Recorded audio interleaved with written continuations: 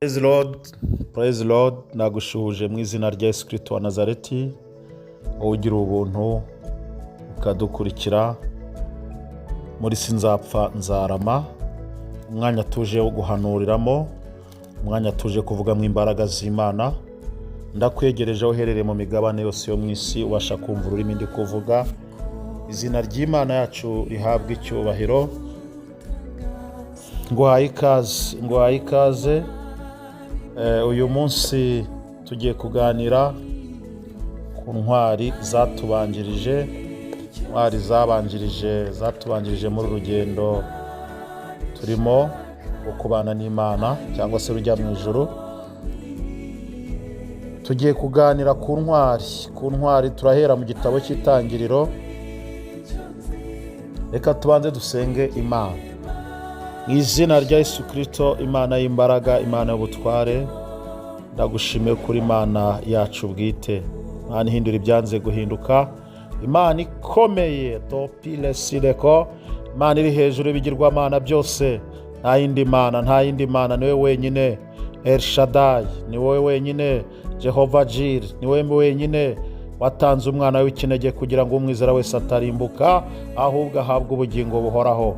Ndaguhamagaye Uwiteka muri umurimo wawe, hesha icyubahiro, ufungura amatwi y'umuntu wese ubasha kumva iri jambo ryawe, kandi umutima we uhinduke kubwira ijambo, kandi iri jambo umuntu ryumva rimuremera amashimwe mu izina rya Yesu Kristo wa Nazareti, amen. Tudatinze reka twinjire mu gikorwa nyirizina. Reka dusome Itangiriro igice cya 4, turangiza twumva icyo Imana ivugana natwe. Itangiriro igice cya 4, turahera ku murongo wa 3 dusome, turihuta kugeza wa 7. Bukeye Kayini azana ituro ku mbuto z'ubutaka ngo ariture Uwiteka. Nabeli azana ku buriza bw'umukumbi we no ku rugimbu rwarwo. Uwiteka yita kuri Abeli no ku ituro rye, maze ntiyita kuri Kayini n'ituro rye. Kayini ararakara cyane, agaragaza umubabaro. Uwiteka abaza Kayini ati, ni iki kikurakaje, kandi ni iki gitumye ugaragaza umubabaro? Nukora ibyiza ntuzemerwa. Haleluya, Yesu aduhane umugisha. Nukora ibyiza ntuzemerwa, ariko nudakora ibyiza ibyaha byituga tugira ku rugi, kandi ni wowe byifuza ariko ukwiriye kubitegeka. Yesu aduhane umugisha. Tugiye kuganira ku ntwari zatubanjirije. Ndagira ngo mbanze nkubwire yuko ubutwari buratwaranirwa. Umuntu kugira ngo abe intwari aba yakoze ibikorwa by'indashyikirwa. Ese intwari ubundi zatubanjirije twazigiraho iki? Ndagira ngo nkubwire ngo igihe tuzaba tugeze mu ijuru, hari intwari ahantu zicaye. Ese wowe uzicarana nazo? Amen. Ndagira ngo ngusabe nawe uharanire ubutwari. Amen. Haranira ubutwari. Biracyashoboka ko waba intwari nawe ukazicarana n'abagabo babaye intwari.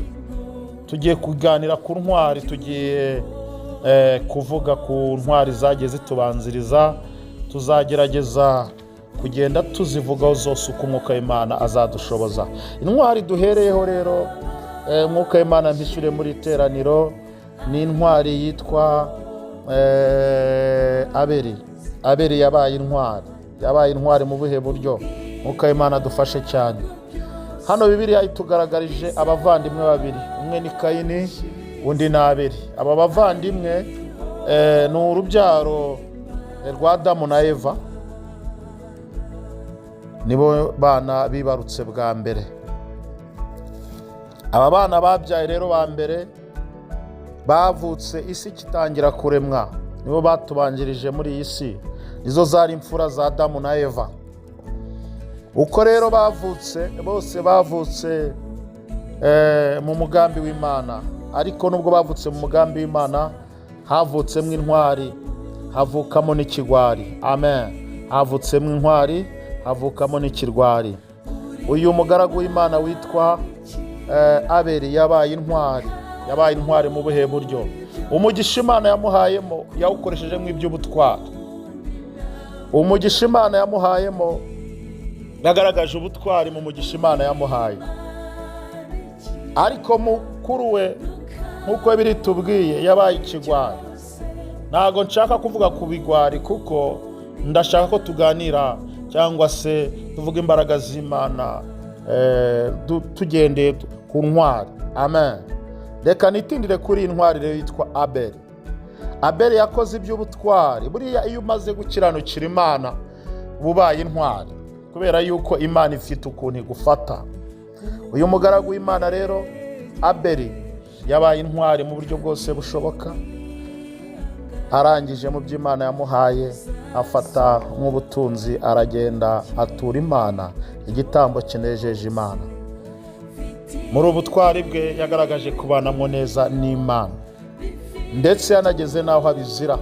Akenshi intwari zikunda kubizira kubera ko ziba zikoze ibikorwa by'indashyikirwa bidapfa gukora uwo ari we wese.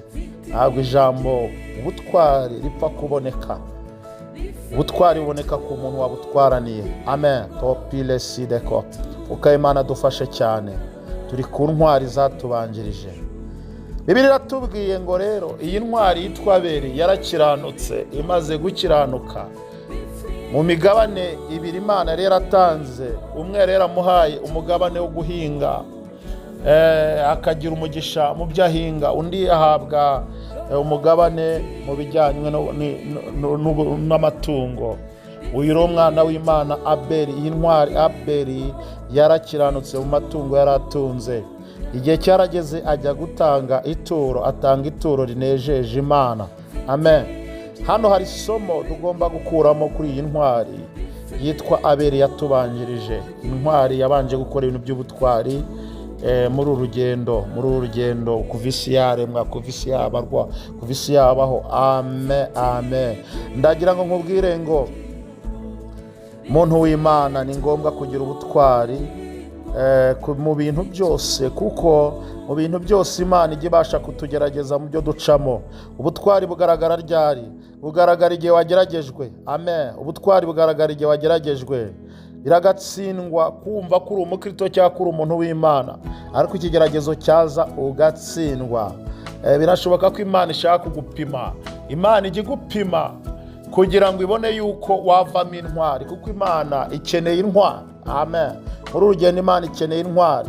Imana ikeneye intwari zikora ibyiza, zikora ibikorwa by'indashyikirwa n'abandi bakabireberaho. Igikorwa cy'ubutwari burya ni igikorwa gikomeza kikavugwa, ndetse hari n'ababasha kukireberaho bakunguka ubundi bwenge. Imana rero ikeneye intwari. Imana ikeneye gukora igikorwa cy'ubutwari. Iyi Imana rero ikugerageje, mu bigeragezo tujya tugihura nabyo, hari abahita batsindwa ubutwari, tukabubura, tukaneshwa. Ndagira ngo mvugane nawe ubashije kunyumva uherereye. Umeze ute muri iyi minsi? Topine ni deside ko uhagaze ute? Ubuzima uri gucamo ni igiki? Uruhe rugamba uri kunyuramo? Ni ibihe bigeragezo uri gucamo? Uri kugeragezwa gute? Ihangane, hari igihe waba nawe hari ubutwari Imana igukeneyeho ku buzima bwawe. Ndagukomeje mu izina rya Yesu Kristo. Intwari ya mbere rero muri uru rugendo ni Abeli. Ubutwari yagaragaje n'ubuhe? Abeli yakiranutse mu by'Imana yamuhaye, bigeza naho mwene nyina murakarira.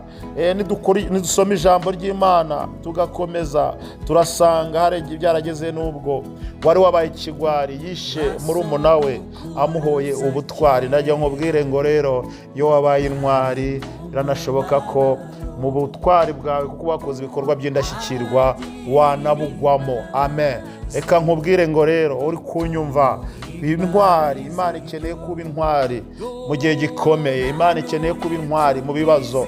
Imana ikeneye kuba intwari mu bigeragezo. Imana ikeneye kuba intwari muri uru rugendo. Imana ikeneye kuba intwari mu byo uri gucamo byose. Amen. Yesu aduhana umugisha. Yesu aduhana umugisha. Bintwari.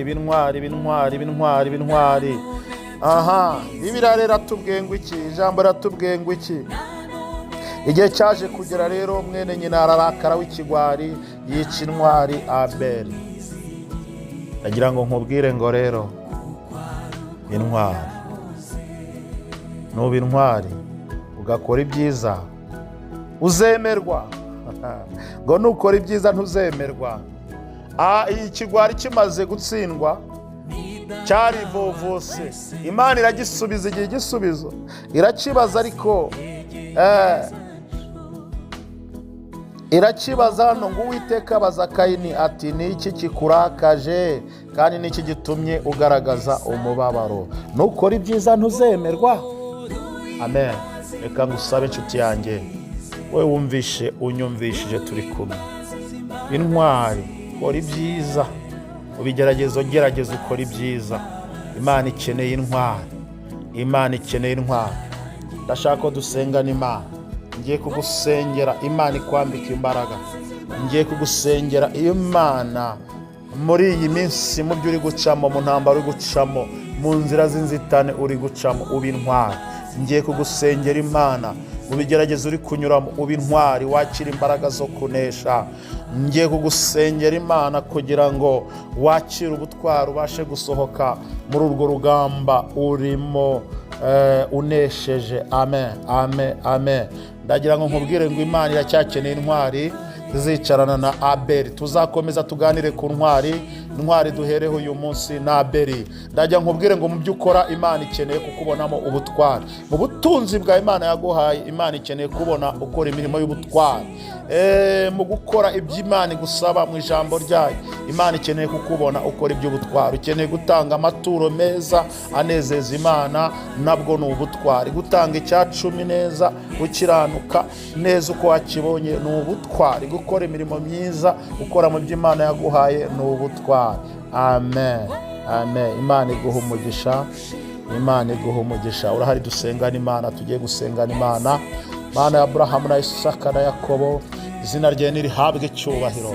Ndasengera buri muntu wese ubashe kumva ubutumwa mu izina rya Yesu Kristo. Reka mwatureho kugira ubutwari, reka mwatureho kuba intwari, reka mwatureho kuba intwari ibihe byose, reka mwatureho gutsinda ibimutsinda topile sideko, reka mwatureho kunesha ibigeragezo mu izina rya Yesu Kristo, reka mwatureho topini nile sideko kuba umunyambaraga izina rya Yesu Kristo.